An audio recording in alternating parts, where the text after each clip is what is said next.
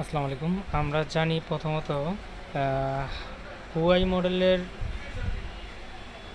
Honor বা হাওয়াই নতুন update যেই মিডিয়াটেকের প্রসেসরগুলো আসছে ওগুলার কোনো টুলের সাপোর্ট নাই, তবে অনলাইনে সাপোর্ট অনেক টাকা প্রায়, যেগুলা এই কম বাজেটের ফোনগুলোর মধ্যে কাস্টমার এত টাকা দিয়ে 4,000 টাকা খরচ করে এফআরপি লক রিমুভ করাতে চায় না। সেই ক্ষেত্রে আমাদের বিকল্প ব্যবস্থা নিতে হয়, আর সেটা হলো আইএসপি করে আনলক করতে হয়। দেখেন আমরা করতেছি যেভাবে জিটেক প্লাস বক্স দিয়ে।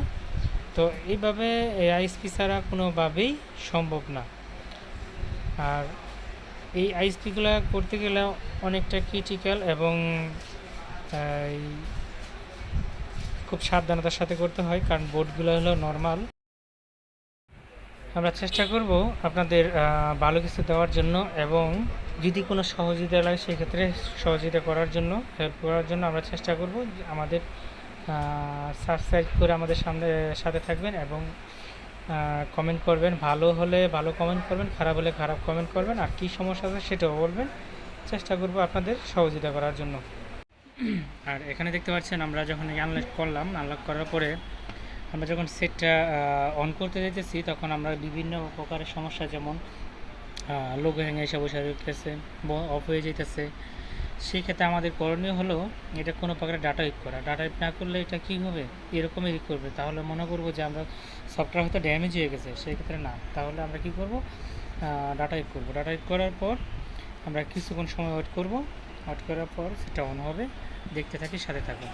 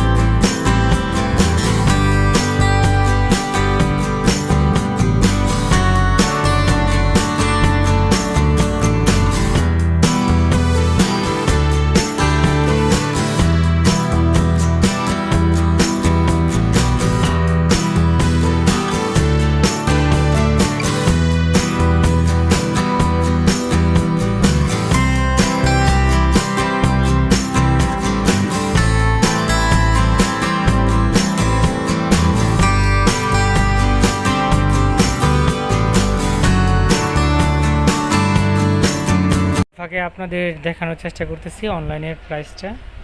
আর অনলাইনে এত প্রাইস দিয়ে কাস্টমার কাজ করাবেন, এটা স্বাভাবিক। সুতরাং অফলাইনেই আমরা আনলক করে নিলাম। দেখতে থাকুন, সাথে থাকুন।